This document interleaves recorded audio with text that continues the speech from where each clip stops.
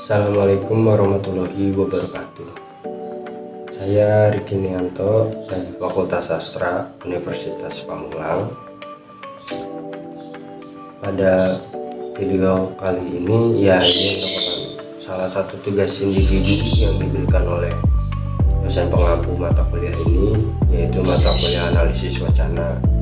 Jadi maksud dari video ini untuk menjelaskan apa sih analisis wacana itu. Tapi sebelum masuk ke pembahasan berikut, saya ingin menjelaskan apa sih wacana itu.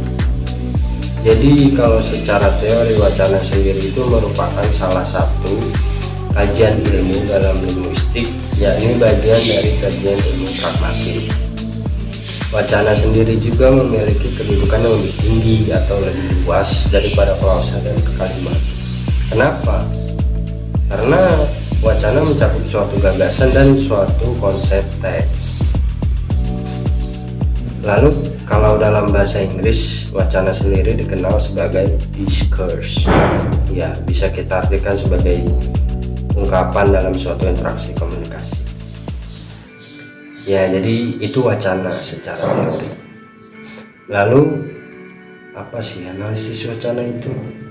Ya, jadi analisis wacana itu merupakan disiplin ilmu yang mempelajari tentang wacana itu sendiri. Ya, jadi analisis wacana itu merupakan suatu kajian yang menganalisis atau meneliti suatu bahasa yang digunakan secara alamiah, baik itu secara tertulis maupun lisan.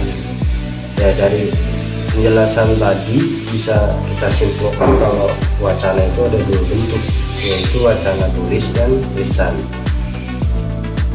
Wacana tulis sendiri itu berupa teks tertulis gitu yang bisa dibaca, contohnya kayak poster, koran, majalah gitu, dan teks-teks lain yang mengandung unsur kebahasaan. Sedangkan kalau wacana lisan itu berupa ujaran dalam teks lisan yang diucapkan. Jadi contohnya itu kayak monolog, dialog, pidato, wawancara. Jadi kita udah punya teks nih, tapi kita ujarkan gitu, kita seperti membaca gitu, maksudnya gitu. Nah, berarti dari penjelasan tadi bisa kita simpulkan itu kalau wacana itu nggak cuma berbentuk kalimat dan paragraf yang panjang gitu, tapi bisa berbentuk satuan lingual terkecil kayak kata, frasa, dan klausa. Ya, jadi itu. Lalu setelah analisis wacana itu ada analisis wacana kritis. Ya, di sini ada beberapa pendapat tentang analisis wacana kritis. Ya, bisa kalian lihat. Di sini ada dari Erianto, lalu ada dari Van Dijk, dan ada juga dari Fairclough. Analisis wacana dan analisis wacana kritis ini memiliki perbedaan. Jadi perbedaannya itu kalau analisis wacana itu lebih mengkaji pada fenomena linguistik itu baik mikro maupun makro.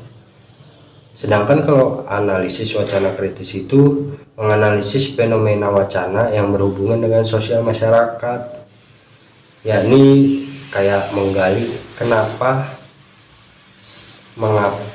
sebuah wacana itu bisa memiliki struktur tertentu yang berhubungan sosial antara pihak-pihak yang tercakup dalam wacana tersebut. Ya, jadi itu analisis wacana kritis. Lalu wacana dalam analisis karya sastra itu diterapkan dalam 3 konsep yang berbeda. Yang pertama itu wacana dipahami sebagai jenis bahasa yang dipergunakan dalam suatu bidang tertentu, contohnya kayak bidang politik. Terus yang kedua itu penggunaan wacana itu sebagai praktik sosial. Maksudnya itu gimana praktik sosial? Jadi maksudnya itu analisis wacana ini bertujuan untuk mengungkap peran praktik kewacanaan dalam upaya melestarikan dunia sosial gitu, termasuk hubungan-hubungan sosial yang melibatkan kekuasaan yang tak sepadan. Jadi kekuasaan dalam hal ini itu nggak datang dari luar gitu, tetapi menentukan susunan aturan dan hubungannya dengan faktor lain seperti sosial ekonomi, terus keluarga, terus media komunikasi gitu. Terus ilmu pengetahuan juga gitu, pendidikan. Dan yang ketiga itu dalam penggunaannya yang paling konkret. Wacana digunakan sebagai suatu cara bertutur yang memberikan makna yang berasal dari pengalaman yang dipetik dari perspektif tertentu. Ya, jadi begitu wacana dalam analisis karya sastra. Ya mungkin kalian masih belum sedikit paham. Mungkin bisa saya kasih contoh. Mungkin kalian tahu gambar di samping ini.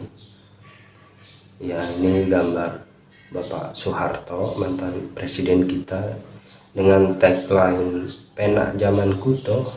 Ya, ini dari gambar berikut ini kita bisa analisis dengan analisis wacana kritis.